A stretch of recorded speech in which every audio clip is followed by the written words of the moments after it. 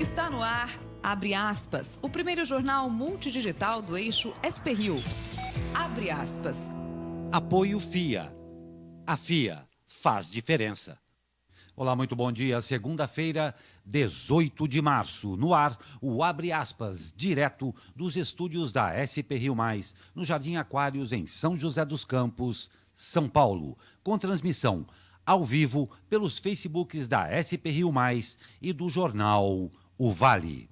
E atenção, parte do Hotel Terrinos, no bairro Cigarras, em São Sebastião, desabou na madrugada de hoje por volta das 4h30 da manhã.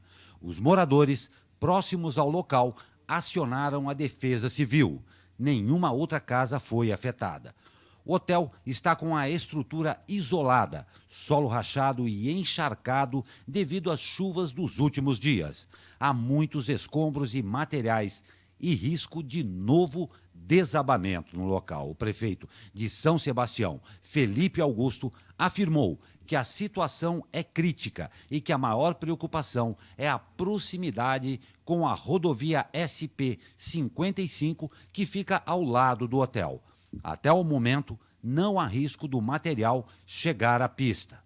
Não há informações sobre mortos ou feridos. A prefeitura aguarda a avaliação para tomar as devidas providências. Confira agora o vídeo que o prefeito Felipe Augusto fez no local. Olá pessoal, bom dia.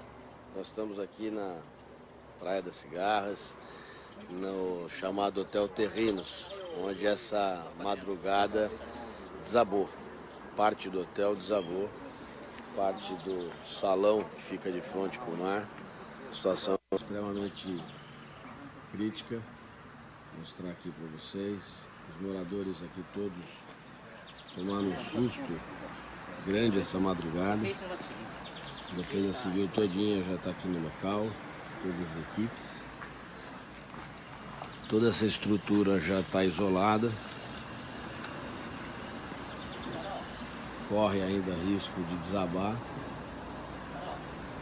Isso aconteceu por volta de 4h30 da manhã.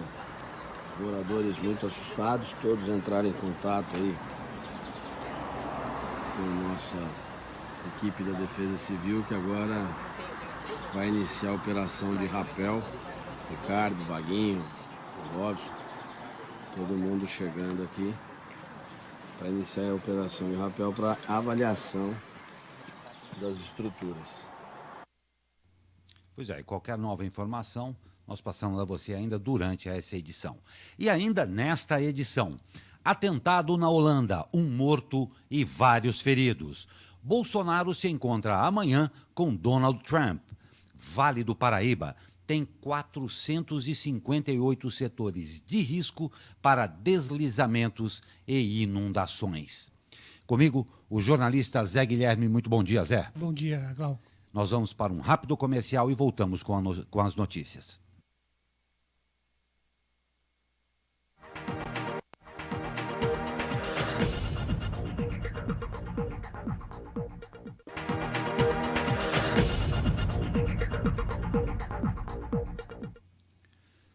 E o presidente Jair Bolsonaro está nos Estados Unidos com agenda lotada, que já começou na noite de ontem. Bolsonaro e 7 ministros participaram de um jantar oferecido pelo embaixador brasileiro em Washington, Sérgio Amaral. Entre os convidados, personalidades da liderança conservadora e jornalistas. O embaixador Sérgio Amaral é um dos chefes de representação diplomática no exterior que o presidente pretende substituir nos próximos meses. Jair Bolsonaro afirmou em entrevista na semana passada que está com uma imagem ruim no exterior e vários representantes de outros países também serão trocados.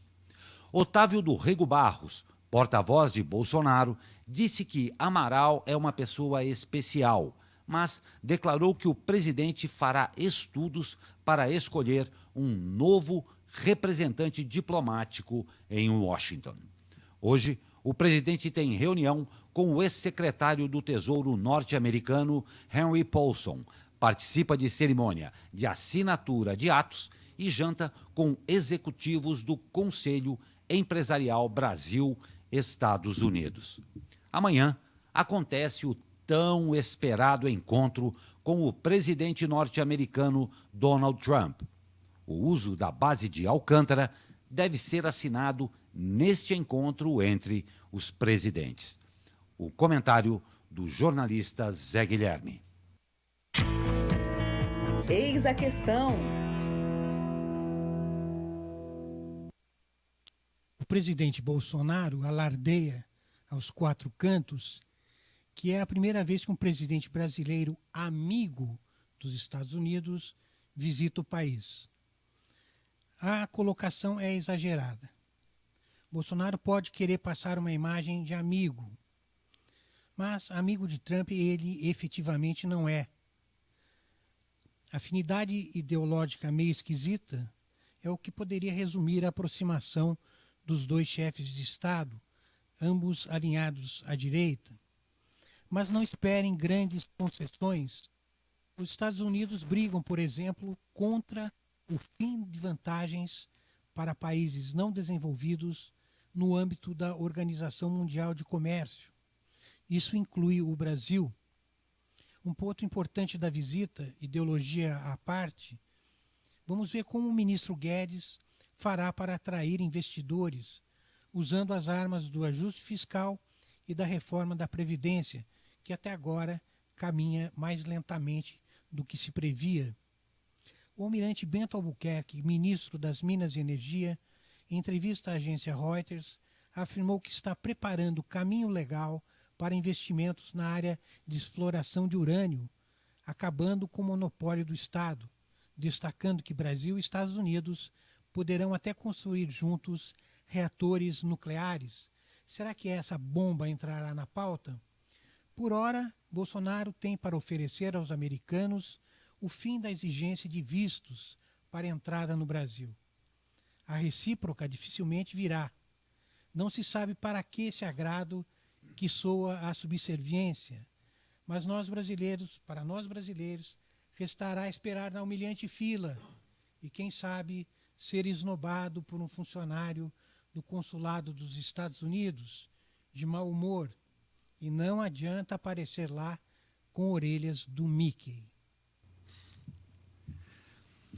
E o deputado estadual, aliado do governador João Dória, Cauê Macris, foi reeleito presidente da Assembleia Legislativa do Estado de São Paulo para o biênio 2019-2021, com 70 votos.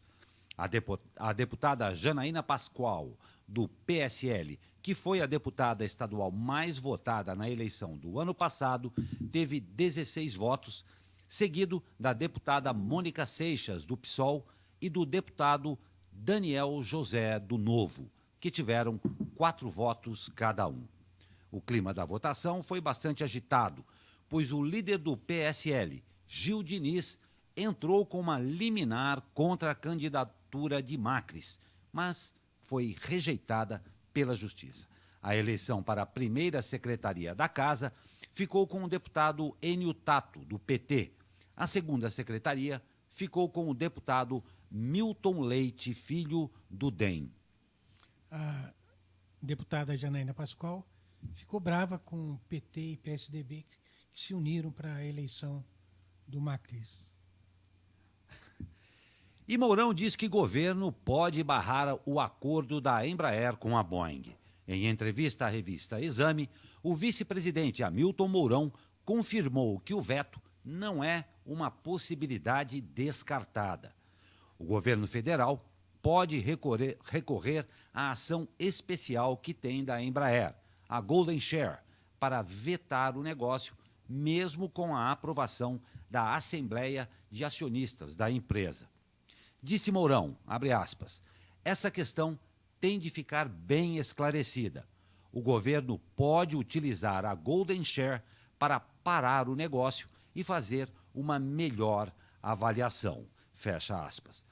O negócio de 4,2 bilhões de dólares tornará a Boeing controladora majoritária com 80% da aviação comercial da Embraer. As empresas também formarão uma joint venture para o cargueiro KC-390 da Embraer, que terá 51% de capital na nova companhia. Segundo Mourão, o governo ainda teria desconfiança sobre os pontos do negócio, como a abertura de uma linha de produção do KC-390 nos Estados Unidos, o que poderia colocar em risco a linha de montagem em Gavião Peixoto, ou até os acidentes com o avião Boeing 737 MAX. Em nota, a Embraer afirmou que os acidentes com os aviões da Boeing não afetam o negócio. E o Ministério da Economia havia informado que a data de envio da proposta de reforma da Previdência dos Militares ao Congresso Nacional seria dia 20 de março. Mas ontem, o presidente Jair Bolsonaro disse em sua conta oficial do Twitter que ainda não recebeu o projeto de lei que altera o regime previdenciário dos militares. Disse, abre aspas, informo que ainda não me foi apresentada a versão do projeto de lei que trata da previdência dos militares. Possíveis benefícios ou sacrifícios serão divididos entre todos, sem distinção de postos ou graduações. Vamos valorizar e unir a tropa no ideal de melhor servir a pátria. Fecha aspas. No sábado, o secretário especial de Previdência e Trabalho, Rogério Marinho, o secretário do Tesouro Nacional, Mansueto Almeida, e representantes dos ministérios da Economia e da Defesa reuniram-se para analisar a proposta. Segundo o cálculo do Ministério da Economia, a reforma da Previdência Militar deve economizar 92 bilhões de reais pelos próximos 10 anos. Nós vamos para um rápido comercial e voltamos com mais notícias.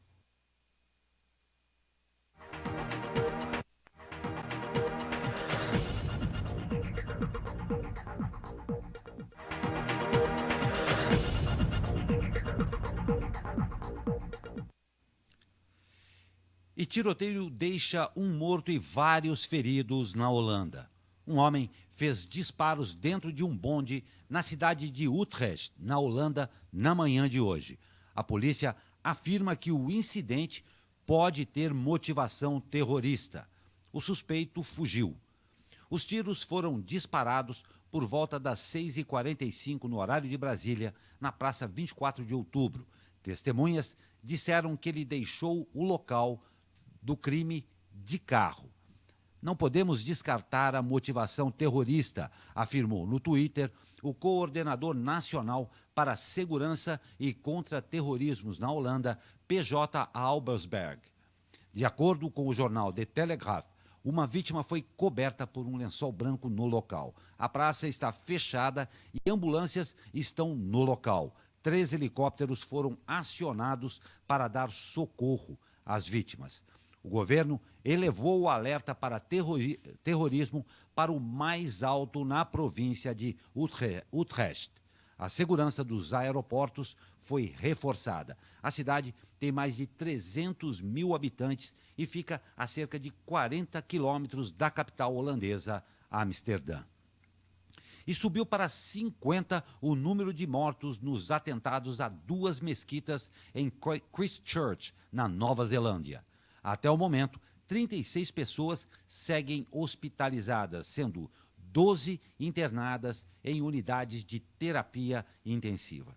A primeira-ministra do país, Jacinda Ardern, anunciou mudanças na legislação sobre armas. De acordo com ela, o suspeito estava com 5 armas, incluindo 2 semiautomáticas e 2 espingardas, que foram compradas depois que ele obteve a licença correspondente em novembro de 2017. O principal suspeito de ser o atirador do massacre, o australiano Brenton Tarrant, compareceu ao tribunal de Christchurch neste sábado, onde foi acusado de assassinato. Ele fez comentários sobre a ação. Disse o suposto atirador, abre aspas, não havia nem tempo para mirar. Havia tantos alvos, havia tantas pessoas, o estacionamento estava cheio.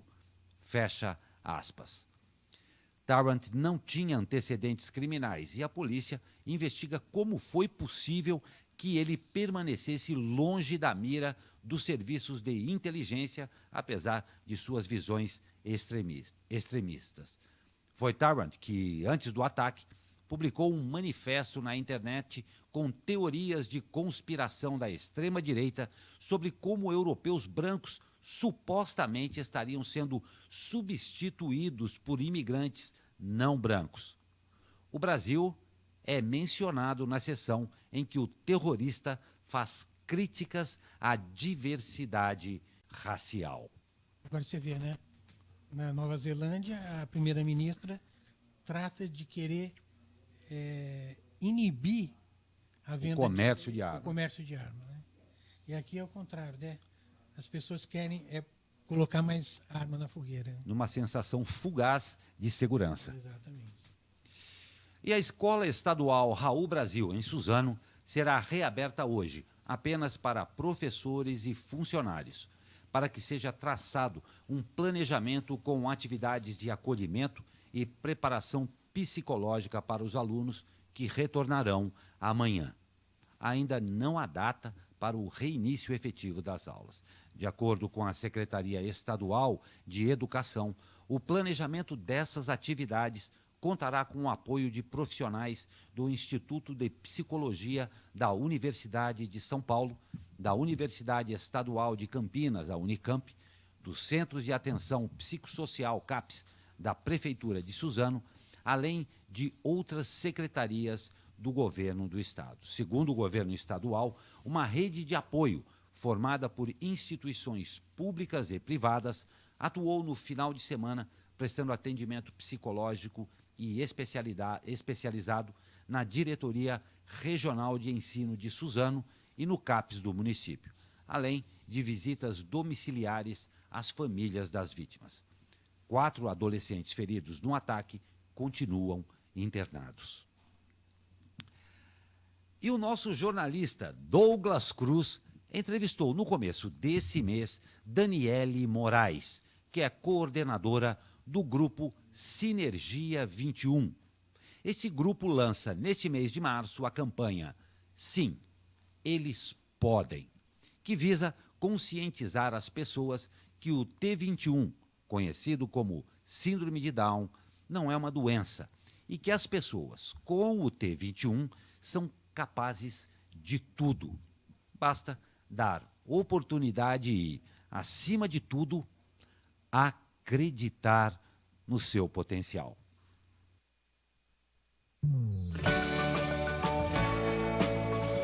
Sim, eu posso me alimentar, posso brincar de boneca, de carrinho.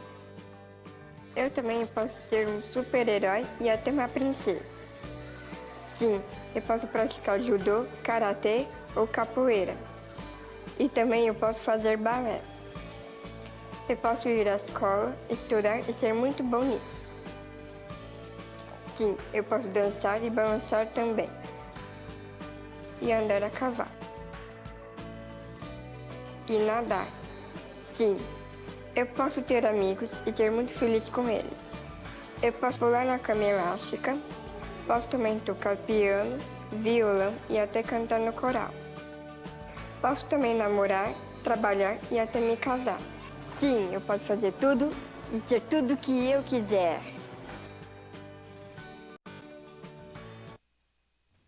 Que coisa bonita, acreditar no bem sempre mesmo. Parabéns ao Douglas Cruz pela matéria também. E Zé, olha que interessante. São José dos Campos ocupa o 10º lugar no estado no mapa VEG, que mapeia os veganos, vegetarianos e simpatizantes de todo o país. Desde 2012, Taubaté ocupa o 22º lugar no ranking. Por conta desse aumento, as opções gastronômicas para os veganos aumentaram na região metropolitana do Vale. Tanto que, em 2018, foi lançado o primeiro açougue vegano da região em Taubaté. O açougue possui uma linha de congelados com produtos que vão desde mortadela vegetal, manteigas, queijos, até os mais diversos tipos de hambúrgueres.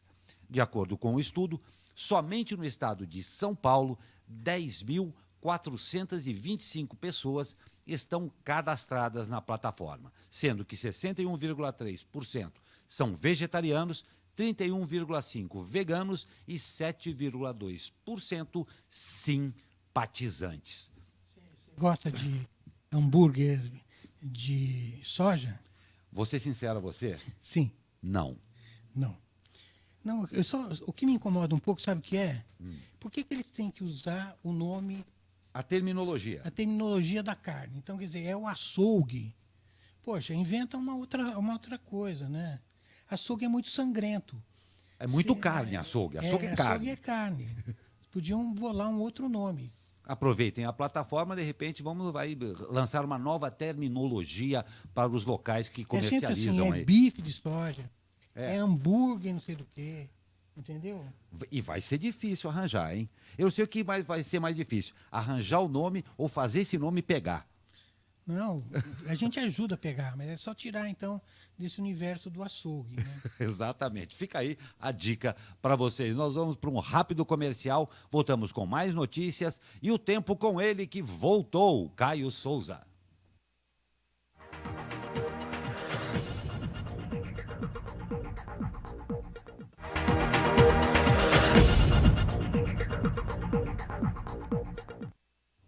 Pois é, como eu falei, ele voltou, o tempo com o meu amigo Caio Souza. Fala, Caio Souza! Fala, Glauco Turzi, muito bom dia. A aproximação de uma frente fria vai influenciar as condições do tempo aqui na nossa região. A segunda-feira vai ser um dia bastante abafado e com muita variação de nebulosidade. O sol vai aparecer em alguns momentos, mas a tendência é de que tenhamos aí um céu variando entre parcialmente nublado a nublado. Vai ficar bastante abafado por conta da alta umidade relativa do ar. A máxima prevista para hoje é de 30 graus no Vale do Paraíba, 29 na capital paulista, 30 também no litoral norte e na Serra da Mantiqueira, 22 graus. No final da tarde estão previstas novamente aquelas pancadas de chuva que podem ter aí inclusive intensidade forte, né? É importante ficar atentos quanto a isso.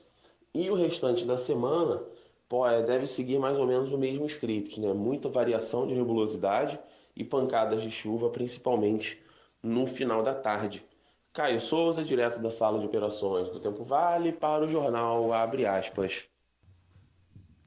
Pois é, e o Vale do Paraíba tem 22.432 moradias em 458 setores de risco para deslizamento de terra e inundações, de acordo com o levantamento do CEMADEM, o Centro Nacional de Monitoramento e Alertas de Desastres Naturais, em São José dos Campos. As residências estão espalhadas em 210 setores, pontos específicos, como uma rua, classificados como de risco muito alto e alto para deslizamento e 29 para alagamentos. Essas áreas pertencem a 5 cidades: Campos do Jordão, Cunha, Caraguatatuba, Ubatuba e São José dos Campos, todas monitoradas pelo CEMADEM. O órgão federal colocou na lista mais 8 municípios que também passarão a ser observados regularmente: Aparecida, Guaratinguetá, Paraibuna, São Luís do Paraitinga, Areias, Queluz, Ilhabela e São Sebastião. Nos 5 municípios monitorados pelo CEMADEM, que possui tecnologias avançadas de observação nas áreas de hidrologia e geociências, há 11.332 moradias em áreas consideradas de risco muito alto e alto para deslizamentos e 2.364 para alagamentos. Segundo o meteorologista Saulo Barros Costa, tecnologista da Sala de Operação do CEMADEM, todo o trabalho tem por base o monitoramento das chuvas, que podem ser mais fortes nos próximos dias na região. Os técnicos avaliam riscos de enchentes, enxurradas e deslizamentos. Com previsão de chuva até o final do mês, as equipes estão em alerta no litoral norte. Além dos municípios observados pelo CEMADEM, a Coordenadoria Estadual de Proteção e Defesa Civil monitora outras cidades do Vale, como Caçapava, Pindamonhangaba e Taubaté. No total, segundo o órgão estadual, as cidades da região possuem mais dos 450 pontos considerados de riscos para enchente e deslizamentos. Todos eles são acompanhados diariamente pelas respectivas equipes municipais de defesa civil que recebem reforço nesta época do ano. Em situações de chuva extrema, como no verão, o monitoramento é ainda ampliado. Incrível, né, esse número? Né? Absurdo mesmo, enorme. Mais de 11 mil residências em áreas com risco de deslizamento. Não tem dúvida. E, Zé, nesse verão atípico em termos de volume pluviométrico que nós tivemos, essas deficiências que já existem em outros períodos ficam ainda muito mais evidenciadas, né? Exatamente.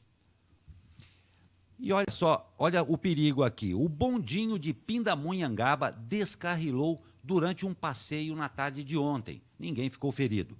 Segundo os passageiros, o passeio começou às 14 horas, partindo da estação na região central, com destino a Piracuama. O passeio tem duração de cerca de 2 horas, mais ou menos. O acidente aconteceu por volta das 15 horas, quando os passageiros faziam a rota de ida, depois de passar pelo Parque do Reino das Águas Claras. Uma das rodas dianteiras do trem saiu dos trilhos e ele descarrilou. Passageiros informaram que foi possível notar as rodas escapando e que o bondinho estava lotado no momento do acidente. Depois de descarrilar, os passageiros contaram que o maquinista informou que havia acionado socorro, mas que levaria cerca de 3 horas para que eles conseguissem deixar o local. Os passageiros se reuniram e um grupo conseguiu, pedindo carona na estrada, que um ônibus parasse e levasse todos de volta à estação. A estrada de ferro, que administra o bondinho, ainda não se posicionou sobre o acidente. Um grande susto, né? Um grande susto, e o que mais uma vez evidencia alguns setores da sociedade brasileira que insistem que manutenção é frescura e que infraestrutura, no caso de se levar turistas, provavelmente com crianças e tudo mais, no caso de um eventual e possível acidente, existir uma infraestrutura de atendimento. Você não acha, Zé? Sim, e essa 3 horas para fazer o 3 resgate. horas? E se tivesse ocorrido uma fatalidade ou um ferimento de alguém lá, morreria lá? Pois é. São algumas coisas que a gente continua não entendendo. Continuando a notícia que a gente não continua entendendo. Prefeitura de São José amplia prazo e entrega da ponte estaiada, que agora vai até dezembro. O Arco da Inovação, a ponte estaiada, que está sendo construída na região oeste de São José dos Campos, deve levar mais do que o esperado para ficar pronto. O prazo da administração, que antes era previsto para agosto deste ano, agora passou para o mês de dezembro. Em entrevista ao Vale e à SP Rio, o secretário de Obras e Gestão Habitacional, José Turano Júnior, disse que uma série de dificuldades acabaram atrasando o programa. Confira um trecho dessa entrevista. Na semana passada, o secretário Anderson Farias esteve aqui conosco e nos informou que a previsão para a conclusão da obra da ponte estaiada permanecia para agosto. No entanto, ontem mesmo o texto veiculado pela Prefeitura apresentou o prazo para dezembro. Quando que essa obra deve ser finalizada, secretário? Então, essa obra foi contratada por um prazo de 14 meses, né? Ia rodar em 2 turnos. A gente teve uma dificuldade inicial com as licenças ambientais e depois teve algumas dificuldades com a Justiça de querer parar a obra, porque sugeria que tinha algumas irregularidades. Essas etapas foram todas vencidas. Então, o prazo, que era contratual agosto, vai para dezembro. Até 20 de dezembro a gente está entregando essa obra. Então, esses atrasos aí no cronograma foram devido às paralisações que tiveram? Tiveram paralisações devido a licenças ambientais e paralisações devido à justiça. MP, o né? resto está andando normal. E quais que o senhor considera as maiores dificuldades para a concretização dessa obra? Não, era uma obra relativamente pequena, mas complexa. A maior dificuldade é subir o mastro. O mastro é aquele que é o arco, que tem 100 metros de altura. Aquela é a etapa crítica da obra. Vencido aquilo, o resto é mais fácil. Essa subida deve acontecer mais ou menos quando? Começou já. Já começou? É que está lá embaixo, já fez as fundações, já completou os blocos. Imagina que até a primeira semana aí de abril já tem já o primeiro lance do arco, lá de baixo. Ele vai subindo aos poucos até fechar lá em cima o final. Muito boa a entrevista que participaram aí o Douglas Cruz, jornalista da SP Rio Mais, e a Thaís Leite, jornalista do jornal O Vale. E Lagoinha tem um novo prefeito. Tiago Magno, do PR, foi eleito neste domingo o novo prefeito da cidade, com 1.965 votos. O novo prefeito, de apenas 28 anos, vai tomar posse até o dia 22 de abril. Prefeito e vice têm mandato válido apenas até o dia 31 de dezembro. A cadeira de prefeito de Lagoinha foi ocupada por 3 nomes diferentes nos últimos 4 meses. A primeira troca foi em dezembro, quando o Tribunal Superior Eleitoral obrigou que o então prefeito Zizo e o vice deixassem o cargo por um processo de abuso de poder econômico. Com a saída deles, o então presidente da Câmara, João Evangelista Souza, o Babá, tomou posse. Porém, como o regimento interno previa novas eleições para a presidência do Legislativo, o cargo foi trocado e o vereador Miro da Farmácia é o atual prefeito até que Tiago assuma. E vamos de esportes no futebol. Depois de 7 jogos sem vencer, o Taubaté venceu o Nacional na manhã de ontem, de virada pelo placar de 3-1. O grande destaque da partida foi o atacante Caio Mancha, que marcou os 3 gols do Burro da Central. Além de se reencontrar com a vitória, o Burro da Central pula para o 8º lugar na classificação geral do torneio estadual com 14 pontos. Essa foi a primeira vitória do comandante Paulinho McLaren. O próximo compromisso dos taubateanos será na quarta-feira, quando recebe a Portuguesa Santista às 20 horas no Joaquinzão. E os resultados do final de semana. Em desvantagem, o São José Vôlei perdeu no último sábado de virada para o Anápolis de Goiás. Em casa, pelo placar de 3-1. Que pena, né? Com o resultado, os joseenses terão que vencer os 2 próximos confrontos se quiserem continuar na briga por uma vaga na elite do voleibol nacional. O próximo jogo será na quinta-feira, às 21 horas, em Anápolis. Agora é mata-mata. O Vôlei Taubaté venceu o Maringá do Paraná no último sábado pelo placar de 3-0. A partida era válida pela última rodada da primeira fase. Com a vitória, o time da região encerra a fase classificatória na 3ª posição com 47 pontos, em uma campanha de 17 vitórias e 5 derrotas. Agora, os taubateanos enfrentarão o Campinas na próxima fase. E no basquete, os joseenses perderam a 3ª partida consecutiva, dessa vez para o Franca, pelo placar de 80-98. Com o resultado, o time de Paulo César Jaú cai para o 10º lugar na classificação geral, com uma campanha de 9 vitórias e 15 derrotas. O próximo compromisso dos joseenses será amanhã, quando recebem o Corinthians, às 17 horas, no Lineu de Moura. A partida será válida pela penúltima rodada da primeira fase. E no final de semana teve o Festival Gastronômico de São Sebastião. Confira aí na nossa matéria o que rolou e quem esteve por lá.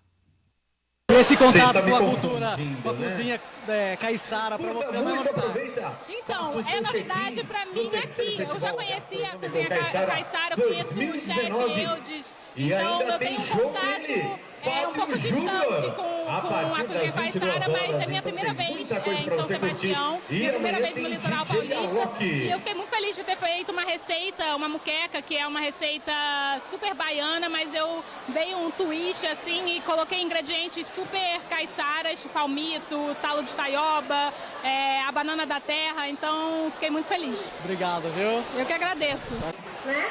Que honra receber a Bela. Obrigada, Bela. Pois é, vocês conferiram aí que o nosso repórter Bonilha, mais uma vez, passando um final de semana graúdo e bom aí. Festival gastronômico, cobertura de carnaval. Parabéns, Bonilha. Você está bem enquanto a gente está aqui no estúdio, né, Zé? Exatamente. Ele lá comendo lagosta e camarão. Comendo lagosta e camarão. Ô, vida dura, hein, meu amigo? E nós estamos indo aí para o final de mais uma edição, mas eu não posso deixar de olhar para você, Zé. Opa! Para imaginar. Pois é, o museu, o MoMA, o Museu de Arte Moderna de Nova York, acaba de comprar esse quadro que está aí, a gente está vendo, da artista modernista brasileira Tarsila do Amaral. É a Lua, né? Pagou 20 milhões de dólares pelo quadro de Tarsila para o seu acervo. O MoMA tem feito várias homenagens para Tarsila do Amaral. Em fevereiro do ano passado, uma grande mostra da artista modernista brasileira, né?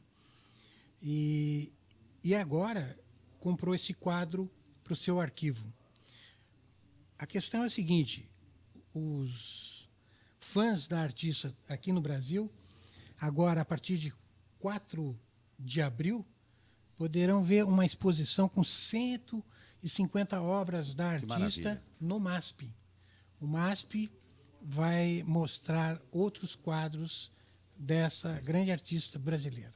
E eu não tenho a menor dúvida, Zé, que assim como acontece em todas as vezes que se permite ao grande público, ao público brasileiro, poder apreciar isso daí, vai ter, com certeza, uma audiência enorme. Isso, um grande público. Vai ter. Um grande público mesmo. E com essa excelente notícia, nós encerramos a edição desta segunda-feira. Um ótimo dia para você.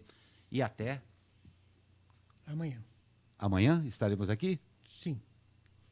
Até amanhã.